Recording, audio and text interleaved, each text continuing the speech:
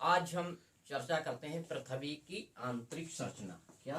पृथ्वी की आंतरिक संरचना। पृथ्वी की आंतरिक संरचना, interior of the earth. Interior of the earth. ठीक है।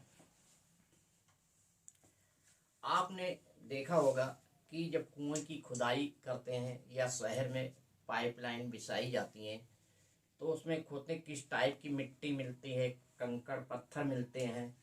अगर हमारे अंदर ये जिज्ञासा होती कि अगर हम उसको खोदते जाएं तो उसमें किस टाइप की हमें मिट्टी मिलेगी, पत्थर मिलेंगी, शैलें प्राप्त होंगी, तो ये बहुत बड़ी हमारे अंदर एक रहती है। किंतु हमारे पास कोई ऐसे साधन नहीं है जो हम अधिक खुदाई जाए मतलब जाके उसके जानकारी, उसके कोई स्टडी अध्ययन कर सके। ठीक है। तो हमारे जो मस्तिष्क में जो भी क्वेश्चन उठते हैं वो वहीं वहीं दफन हो जाते हैं। ठीक है। किंतु आज जो भूगर्भ की जो जानकारी है वर्तमान काल में भू भौतिकविदों का बहुत बड़ा योगदान है। किसका है? भू भौतिक विदों। इन लोगों का बहुत योगदान है आज वर्तमान काल में भूगर्भ की जानकारी के लिए। ठीक है। जो है भूगर्भ की जो जानकारी है वो भूभौतिकी के अंतर्गत की जाती है। किसके अंतर्गत की जाती है? भूभौतिकी।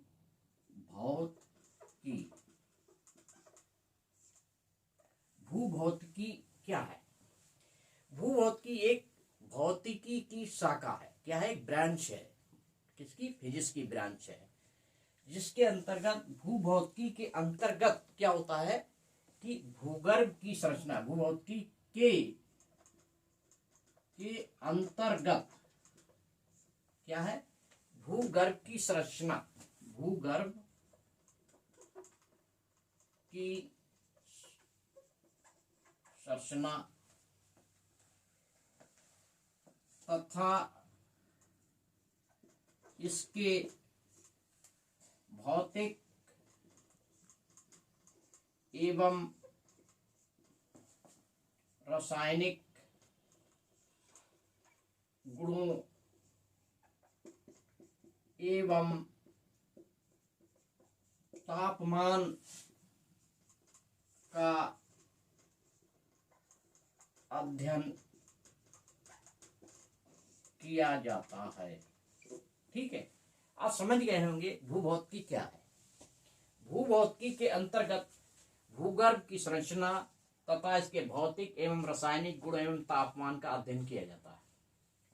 किंतु आगे चल के क्या होता है कि भू आकृतिक विज्ञानियों, कौन? भू आकृतिक विज्ञानियों और भूगोल शास्त्रों को भी बड़ी रुचि है, मतलब इसकी जानकारी, भूगर्भ की जानकारी का ज्ञान प्राप्त करने के लिए। किनको? भू आकृतिक विज्ञानियों, भू आकृतिक विज्ञानियों, जिसे बोलते हैं जियोमार्फोलॉजिस्ट। क्या बोलते हैं? जियोमार्फोलॉजिस्ट और भूगोल शास्त्रवेत्ता, भूगोल शास्त्रियों को। ठीक है। अब क्या होता है? भूगोल शास्त्र क्या होता है भाई? भूगोल शास्त्र क्या होता है बताएं। पता है भूगोल शास्त्र? भूगोल शास्त्र जो होता है, भूगोल शास्त्र के अंतर्गत जो होता है मनुष्य एवं उसके पर्यावरण का अध्ययन किया जाता है। क्या किया जाता है? भूगोल के अंतर्गत क्या होता है? भूगोल के अंतर्गत मनुष्य तथा उसके पर्यावरण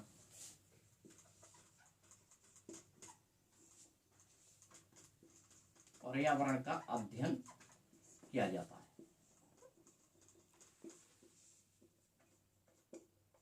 क्या होता है? इंटर रिलेशनशिप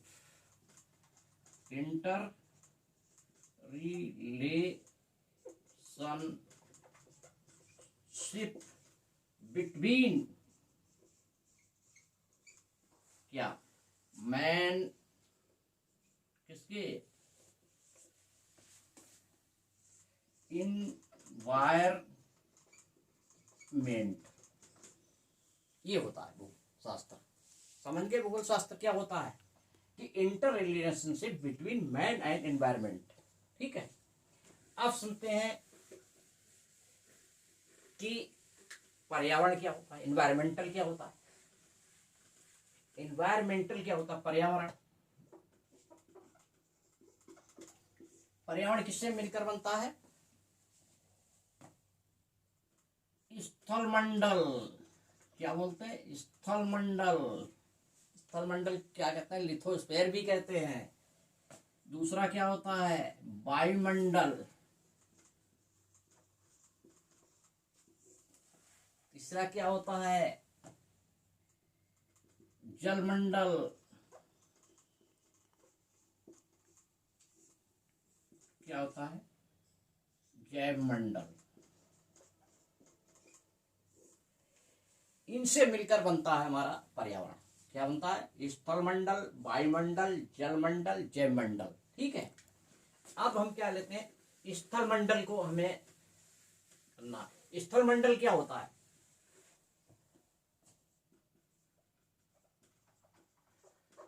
स्थलमंडल क्या होता है? स्थल पर जितनी आकृतियां होती हैं, स्थल पर विद्यमान आकृतियों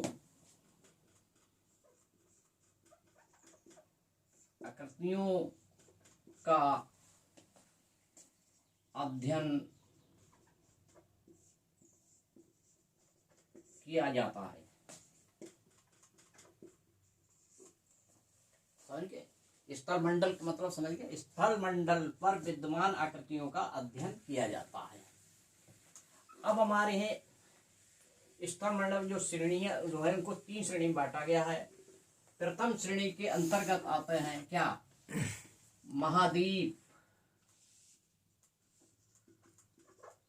महाद्वीप और महासागर। ये है प्रथम क्षेत्र की श्रेणियां, आकृतियां, महाद्वीप और महासागर। द्वितीय श्रेणी में कौन आता है? पर्वत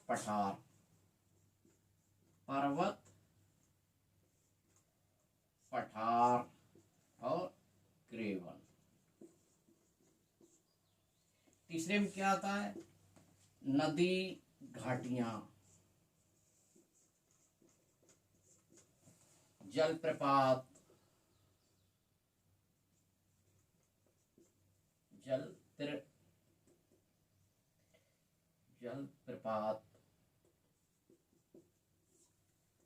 नदी विसर्प। क्या आता है? नदी विसर्प।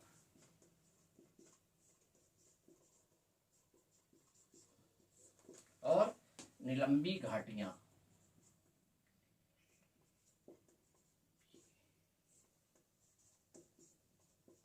निलंबी घाटियां जैसे लटकती घाटियां कहते हैं, ये है तृतीय श्रेणी। ठीक है, अब क्या होती? प्रथम श्रेणी और द्वितीय श्रेणी की जो आकृतियां हैं उनके जो बनी है वो ऐसी शक्तियों के फलस्वरूप बनी है। उनका जो निर्माण हुआ है वो उनके जमीन के अंदर जो भूगर्भ के अंदर जो है उनकी शक्तियां हैं जिनके अंदर इनका निर्माण हो। तो क्या होता है? वहीं से उनका कार्य स्टार्ट कर देती हैं, वहीं से ऊपर बन के आती हैं। तो ये इसीलिए है तो ज्योग्राफिस्ट को लोगों भूगोल शास्त्रियों को पृथ्वी के भूगर्भ का ज्ञान भी होना जरूरी है, मतलब ज्ञान होना चाहिए। तो इसीलिए इसमें अभी तक हमें जो पृथ्वी की भूगर्भ की करनी है, स्टडी करना है, तो आज हमारे टाइम में कोई ऐसा कैमरा नहीं बना है कि जो हमें अंदर की जानकारी ले, किंतु हमें कुछ जानकारी मिली है प्रत्यक्ष डायरेक्ट द्वारा 50-60 किलोमीटर की जानकारी अभी तक हुई है, उससे ज़्यादा नहीं हुई। किंतु हमारी पृथ्वी जो है उसकी जो कोर तक है 6371 किलोमीटर की तुलना में 50 किलोमीटर बहुत कम है। ठीक है, तो इसकी जानकारी हमें जो मिलती है कैसे मिलती है, इसकी अधिकतर जो पृथ्वी की जानकारी वो अप्रत्यक्ष रूप से इनडायरेक्ट रूप से ही हमें मिली। जैसे ज्वालामुखी जब होता है तो ज्वालामुखी से जो चट्टान राख आती है उसकी स्टडी किया जाता है। जब भूकंप होता है, भूकंप जब आता है तब उसके वेव्स जो होती हैं भूकंपीय उनके द्वारा अप्रत्यक्ष रूप से स्टडी की जाती है, उससे हमें जानकारी मिलती है। ठीक है, तो हमें जो आपने देखा होगा जो वेव्स जब कोई हलचल होती है, कभी कोई चट्टान प्रज्वल होती है तो वहां से ऊर्जा निरुक्त होती है जो भूकंप उत्पन्न होता है। तो जिस टाइप से आपने देखा होगा कि तालाब में पत्थर फेंकते हैं, तालाब में जब पत्थर फेंकते हैं वहां पे हलचल होती है तो वेव्स जो होती हैं वो यात्रा अपनी किधर करती, किनारे की तरफ है, किनारे की तरफ उनकी यात्रा खत्म हो जाती है।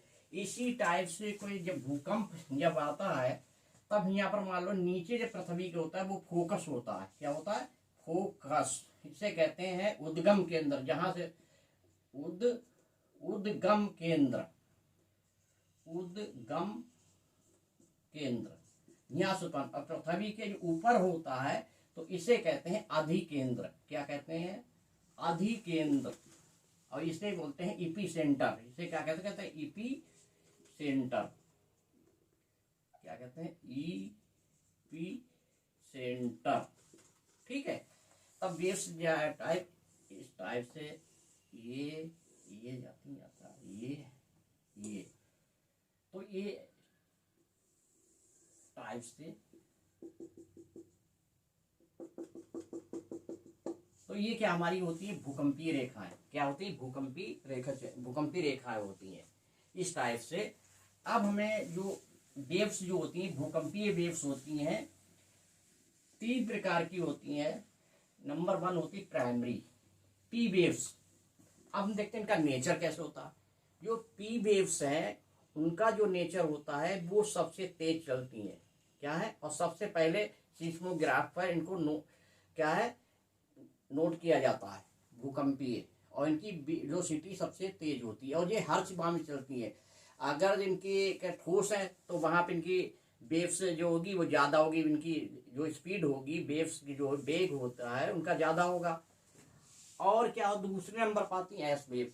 सेकेंडरी वेव्स होती हैं, इन ये हैं उससे मतलब विलंब से पहुंचती है पी की तुलना में, और इनकी पी की तुलना में वेलोसिटी होती है वो कम होती है, वेग कम होता है। ठीक है, नंबर 3 जो इन एस वेव्स की विशेषता एक नेचर ये भी है कि ये लिक्विड में प्रवेश नहीं कर पाती। क्या होती है? लिक्विड में प्रवेश, द्रव नहीं प्रवेश कर पाती। नंबर 3 होती है एल वेव्स, जिसे सरफेस वेव्स कहते हैं। ये केवल धरातल के पृष्ठीय धरातल पर ही चलती है, जिनके पृथ्वी की आंतरिक संरचना के लिए इनका जो है योगदान नेग्लिजिबल है। तो हम अगले वीडियो में स्टडी करेंगे कैसे पृथ्वी की आंतरिक संरचना है, जिनके सीस्मो वेव के द्वारा हम आगे वाले वीडियो में